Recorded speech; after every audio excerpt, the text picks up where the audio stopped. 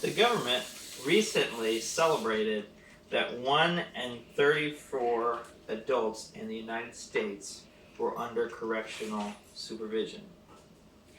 Now, although that ratio has gone down to 1 in 40, this still means that more than 6 million people are either in prison, in jail, on probation, or on parole in the United States. More than 6 million people. Half of the federal prison population is locked up for some sort of drug-related offense. My goal with this speech tonight is to convince you that all Schedule I substances should be decriminalized. I'm going to talk about what crime is, the direct effects of outlawing drugs, and some of the indirect consequences of decriminalization of drugs. This affects you because 1 in 9 men in the United States will at some point in their life be imprisoned. So this war on drugs that we have in America will at some point affect either you or someone you know. It isn't merely a matter of feeling bad about how the drug laws in the United States affect you and I, but it's a matter of right and wrong, a matter of justice and injustice. This discussion has many sources. I am drawing data from the Department of Justice, from several nonprofit groups related to incarceration, and a few educated scholars that know what they're talking about. So first of all, the use, trade, and possession of drugs is not actually a crime. To be a crime, you need to have a victim. As scholar Duncan Whitmore says, actions falling short of the physical violation of the person or property of another are left untouched by the law, and however unpleasant, unkind, or distressing these may be, one cannot use the force of law. And furthermore, there can be no legal wrong where the act involved has no victim, no other individual whose person or property has been invaded. And so use of drugs has no victim other than, perhaps, the user himself. And so therefore, it is not crime, because he is not victimizing someone other than himself. Drug use may harm the user, such as an overdose or the failing of bodily organs, but he's not harming another person, and therefore it is technically not crime. The same goes for possession. It doesn't matter what one possesses. It doesn't matter if this bag contains sugar, salt, and flour, or whether it's cocaine or heroin. None of your business. The trade of drugs is likewise not a crime, because it is implied that the act of exchange is a mutual agreement between two parties, and each party agrees to give up what they have and receive what the other person has. And so therefore there's no crime, because both parties have agreed to it. And thirdly, manufacturing of drugs. It's none of my business what you do with your things. If you like to turn your seed into a plant, turn your chemical into another chemical, that is not a crime.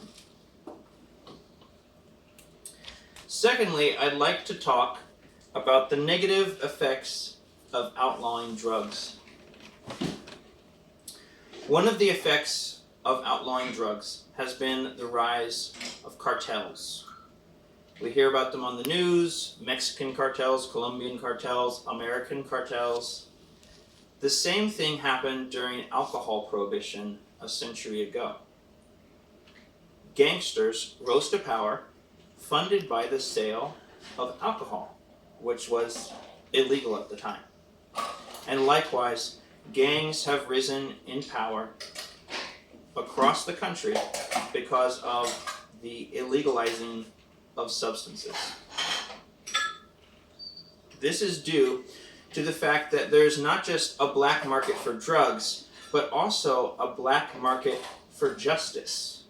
Because drugs are outlawed, any disputes that arise with contracts between two people who are engaged in some sort of transaction regarding drugs, they can't go to court to settle their dispute. They can't go to small claims court. They can't file a lawsuit against one another because the matter that they are exchanging in their trade is illegal.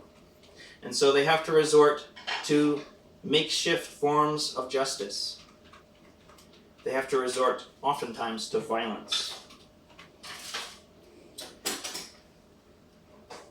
Because drugs are illegal, it's a lot of risk. And this risky business increases the number of risk takers that do things related to drugs.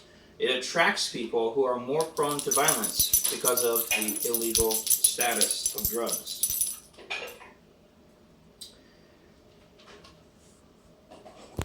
And prohibition has no decrease on the usage of drugs. We have seen statistically there are more drugs available, even though it's illegal, that they have actually gone down in price over time despite being illegal, and that abuse has not been solved.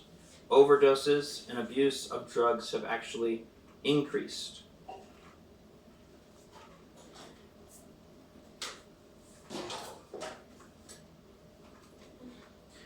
People become more secretive because they're dealing with an illegal substance. They're less honest and open. There are no quality standards like with legal products, and it's easier to overdose. Another indirect effect of drug illegalization is that money is wasted. $10 billion per year is spent on incarceration of drug-related offenders. And it's estimated that $41.3 billion would be saved annually overall in the United States alone. There are many indirect benefits to decriminalization. One would be a reduction in gang violence, because the major funding for gangs is sale of drugs, and one of the major duties of a gangbanger is to defend his turf and to defend the area where the drugs are sold. There will also be a decrease in potency if drugs are decriminalized. Think about a stadium. You go into a stadium, you're not allowed to bring in outside alcohol. So if you are going to smuggle it in, you want as small a container as possible. And so therefore you want what's inside the container to be as potent as possible. Or think about prohibition. People were not selling bootleg beer and wine. They were selling bootleg moonshine, almost pure alcohol, because that's what it took to get drunk. They wanted small containers so they could deliver the most efficient packages of contraband possible. Millions of lives are being harmed. It's time to end the war on drugs, and it's time to end the war on drug users. It's time to restore liberty and justice for all, because what's in this little bag is none of your business.